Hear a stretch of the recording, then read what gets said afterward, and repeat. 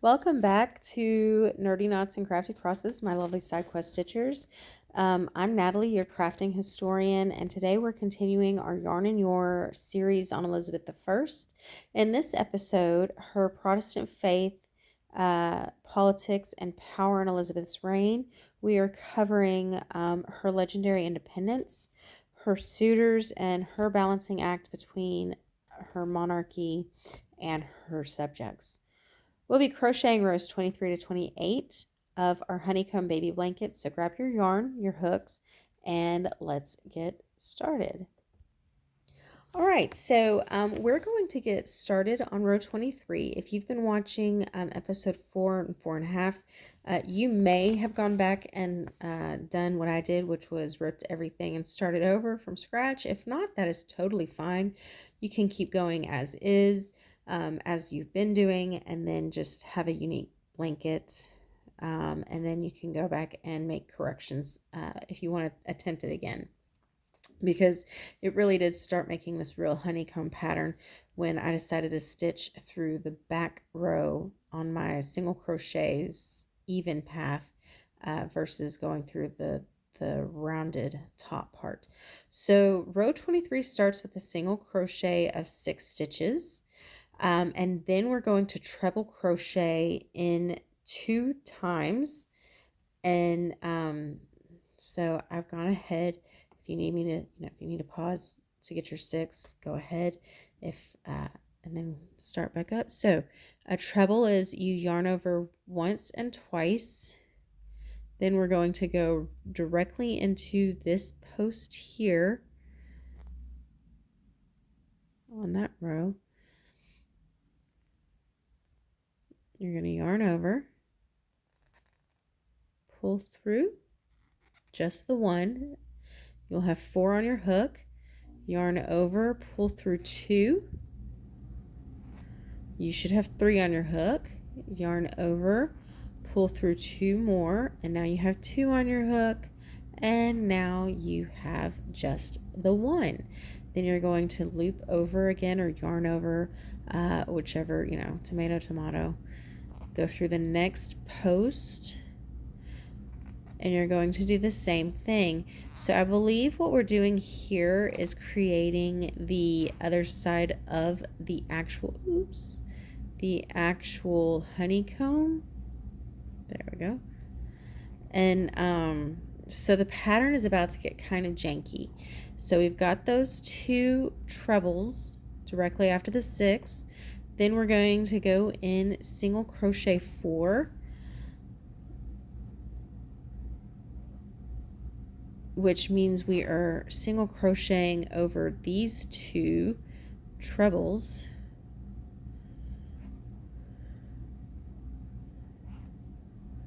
So there's 2.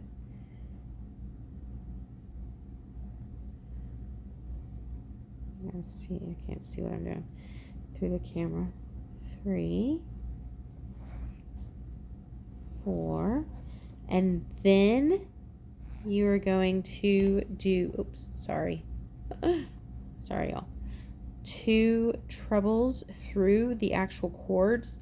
So this is where you pick up into the actual, instead of going through the fabric here, you're going through what you've already made, this cord, as your post. So you make sure you have 3 on your hook. You go through the post that you've already made, and that's what continues this raised cord pattern throughout to create the honeycomb. So if you see here now, it's creating that cord that's going all the way down. So you're going to do that again.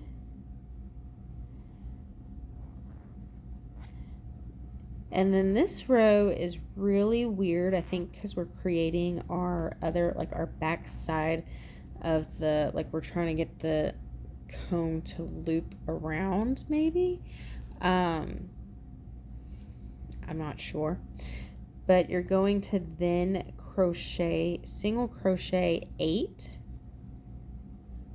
And then you're going to repeat the pattern.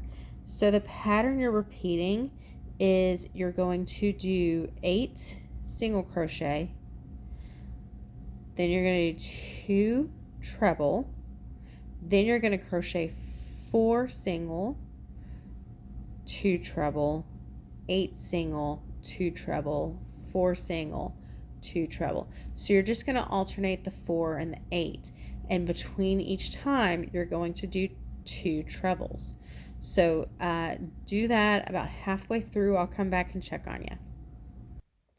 Okay, so a quick check-in. You should, like I said, be doing your 2 trebles, 8 single crochets, 2 trebles, then 4 single crochets, which will get you these 2 trebles here, and just repeating that. And it's going to be creating, like, you're just going to have these 2 little random notches out here, and hopefully that turns into something.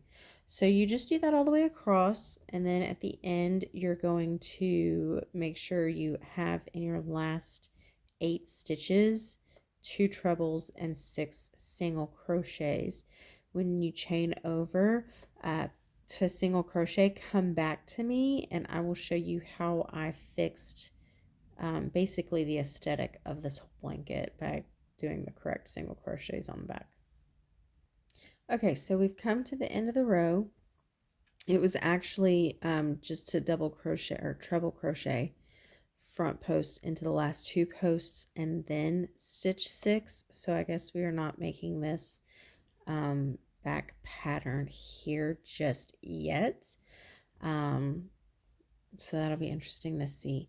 So once you've chained 1 and you've turned your pattern to the wrong side, you will just single crochet into every slot. However, let me show you the corrected way of going in to the like the pockets or the pouches or whatever it ends up becoming.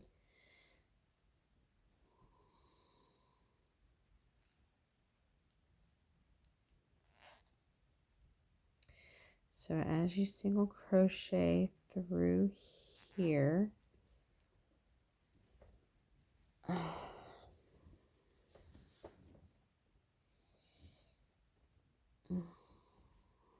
sorry, you get to the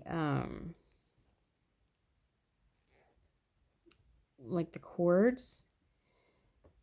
I don't know if you can see on the fabric as well, but there's a row here, and then here is the working stitch row from when you made your cords.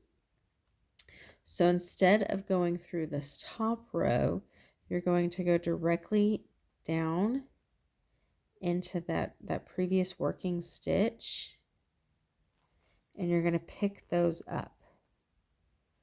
So that way it makes them pull up and start becoming flush instead of staying in this little U shape. And you just go in and, like I said, you pick those up and it flushes them to the top of the working row you're on for your single crochets. And that will help create this pattern here in the back.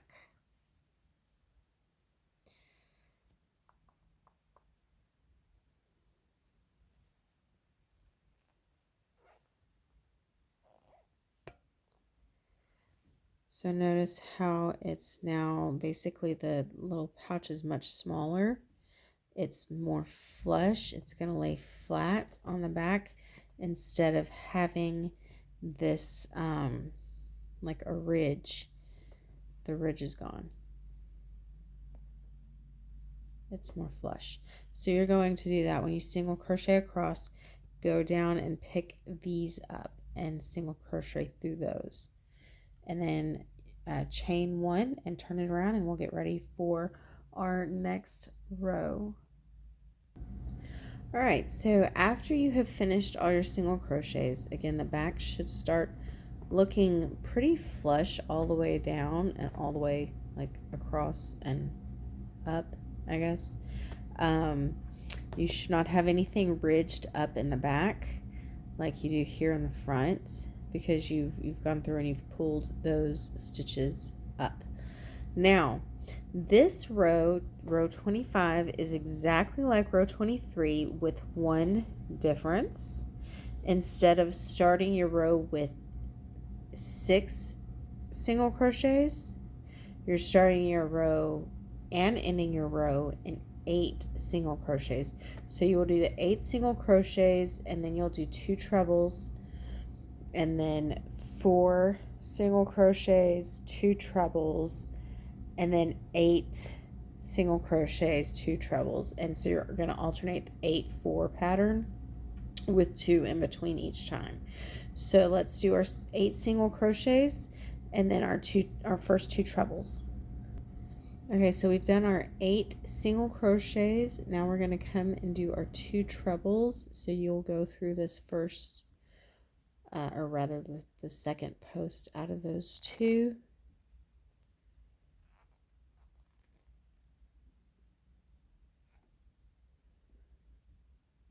3, 4.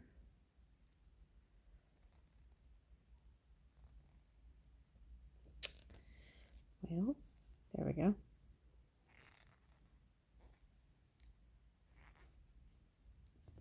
Okay, so there's your first treble, and notice it's not on this first post, it's going to be on the second post.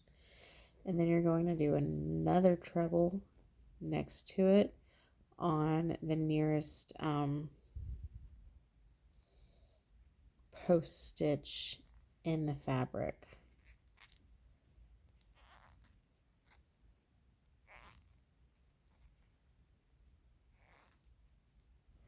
So that's your 2. And then you're going to single crochet 4.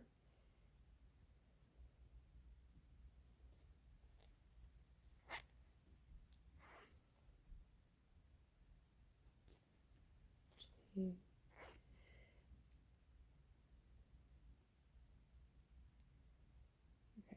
Sometimes it's hard for me to see what I've picked up. 3,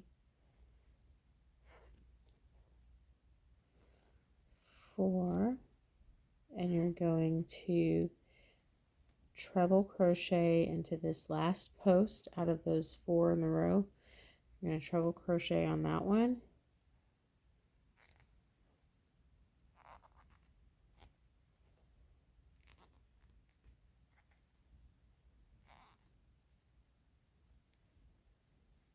And then on the very first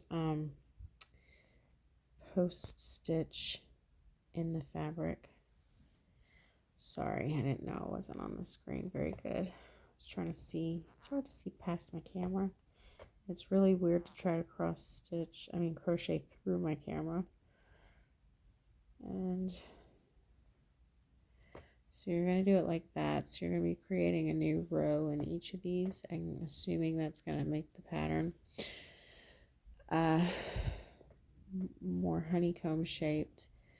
Over here, I guess you can kind of see it as closing it up a little to honeycomb it. Okay, so then you just do 8, 2, 4, 2, 8, 2, 4, 2, and you will end your row.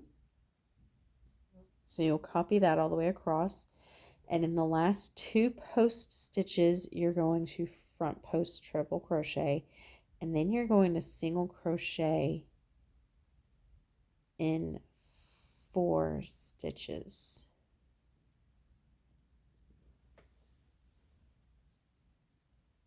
Wait a minute, did I do this wrong? Okay, I think I did that wrong actually. We're going to single crochet in the next 4. I don't know if I did 4 or 8. Okay, I read that wrong. So you actually, just kidding, we're going to single crochet into the 4. See, here you go. You got to read your patterns really well. I am okay, so you single crochet 4, and then you do 2 posts, and then you do 8 posts or 8 single crochet, then 4 single crochet. So it's going to be 4 8 4 8 throughout with 2 post trebles in between. Okay, so after looking at the pattern again, it is actually a single 4 stitches and then the 2 trebles just randomly here, which puts them before the other ones there. That doesn't look right.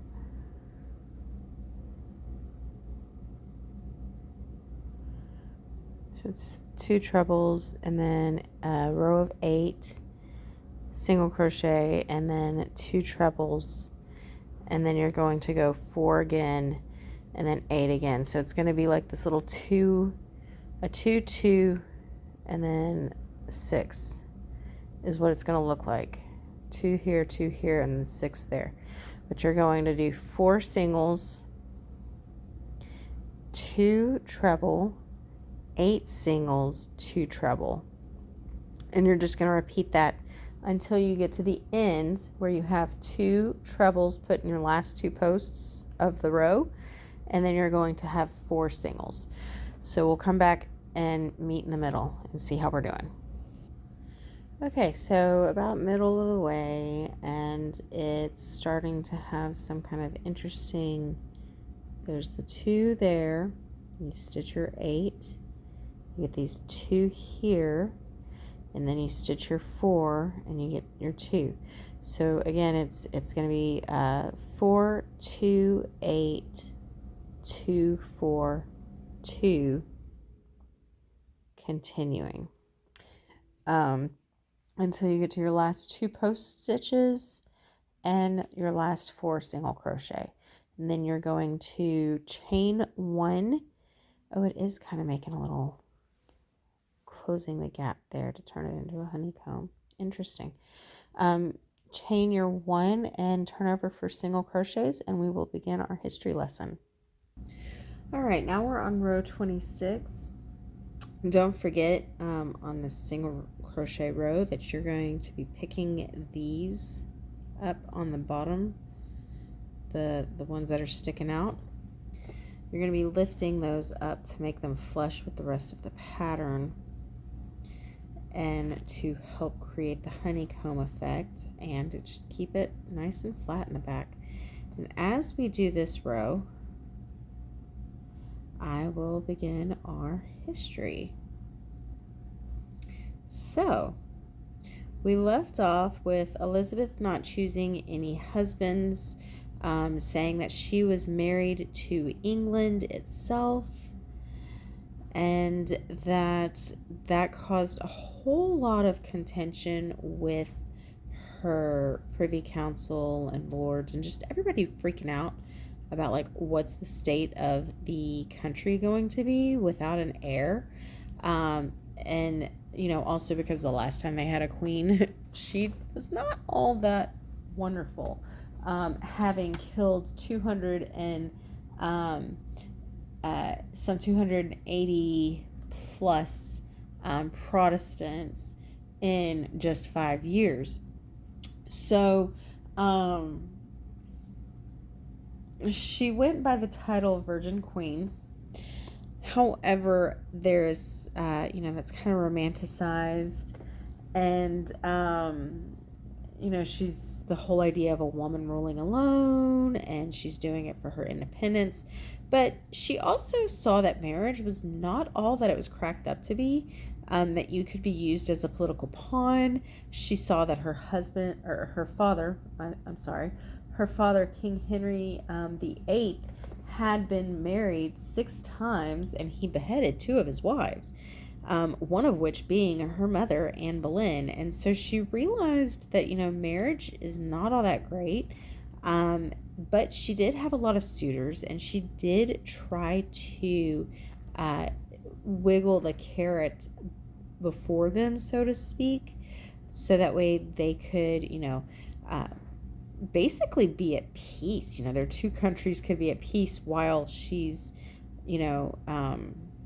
saying that she'll think about their marriage proposal, or that she's, courting them or whatever. So she'd have really long-term relationships with these monarchs, one of which was Archduke Charles of Austria, the Duke of Anjou, and Philip II of Spain, who was her ex-brother-in-law, and the widower of Queen Mary I.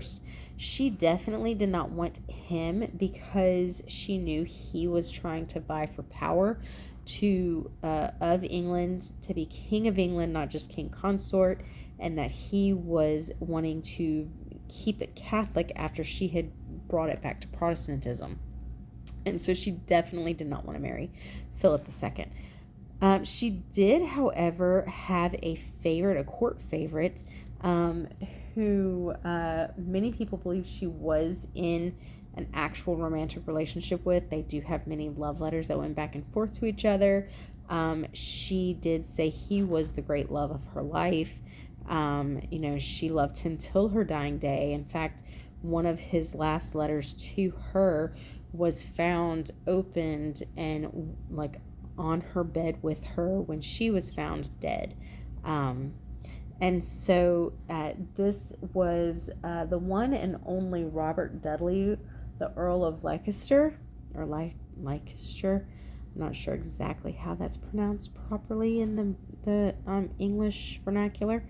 But they were longtime romances. She never liked his wife. In fact, some think that she was part of the reason his wife, mysteriously died. And so marriage to her was a sign of losing power and becoming a pawn, but it was also a sign of instability because, again, knowing that her father was married so much, it kind of just tainted the idea of marriage for her. But she did have quite a few men who she, like I said, dangled the carrot before, because they're not going to start a war with her if they think she's going to marry them.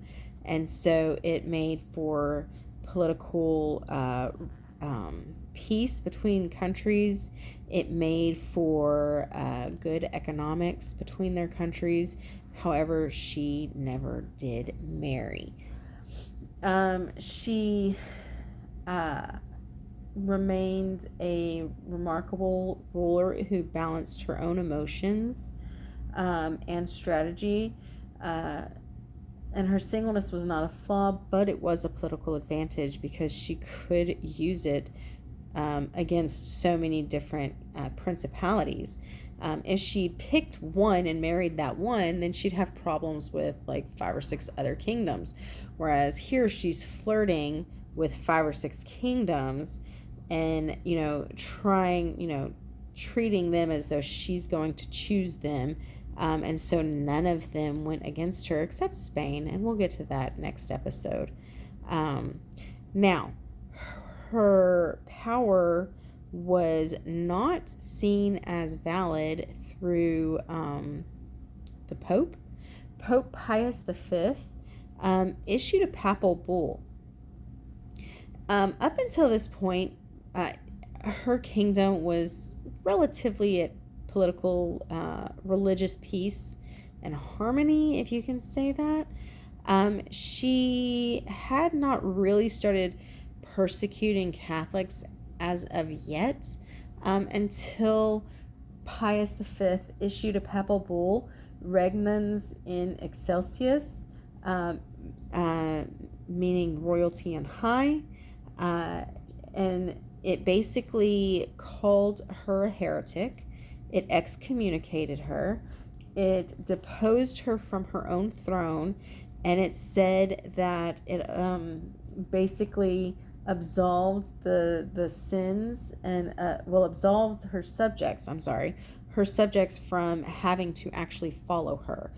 So they were still seen as good subjects and good Christians, even if they did not follow their monarch.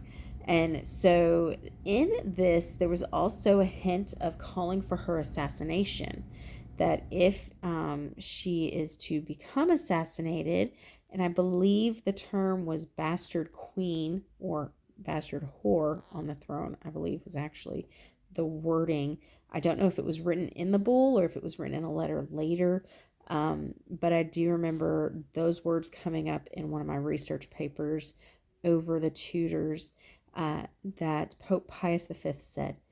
He mentioned that whoever was to assassinate her would then be given basically full indulgences and basically a free ticket to heaven.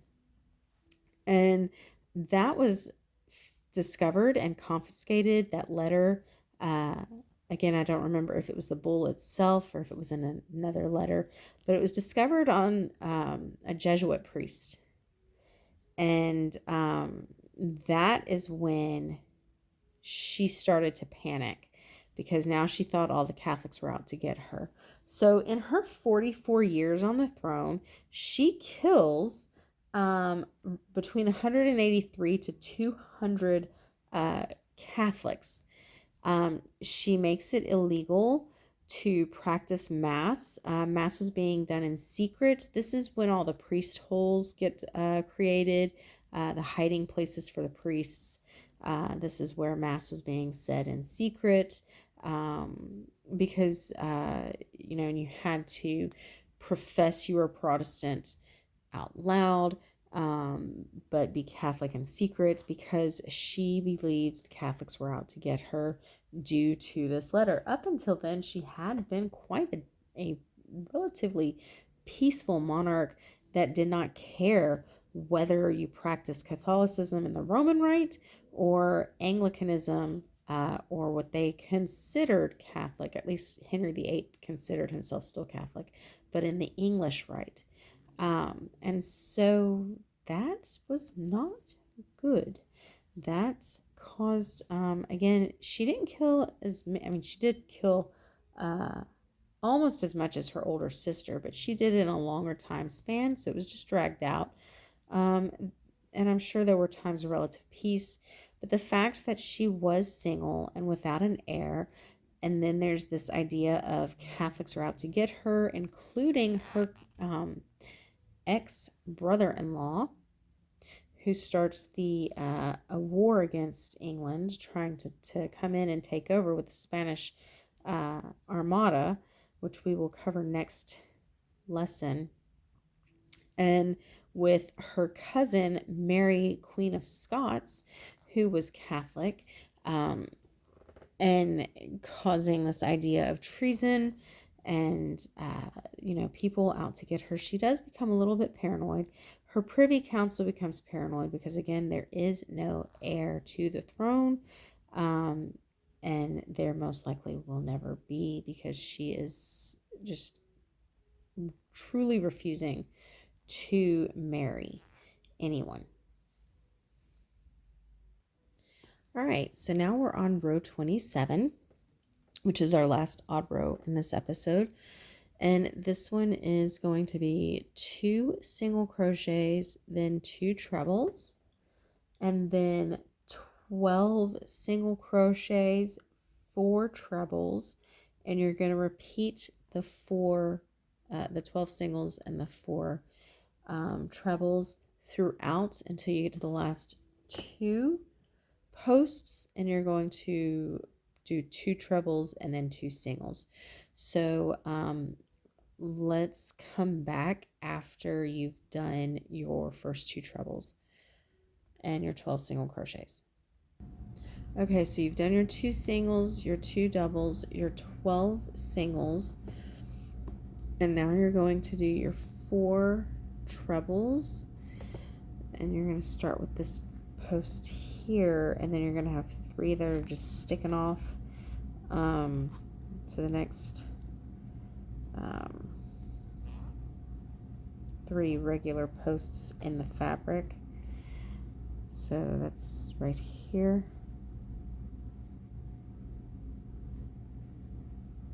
And you're just going to do 4 trebles.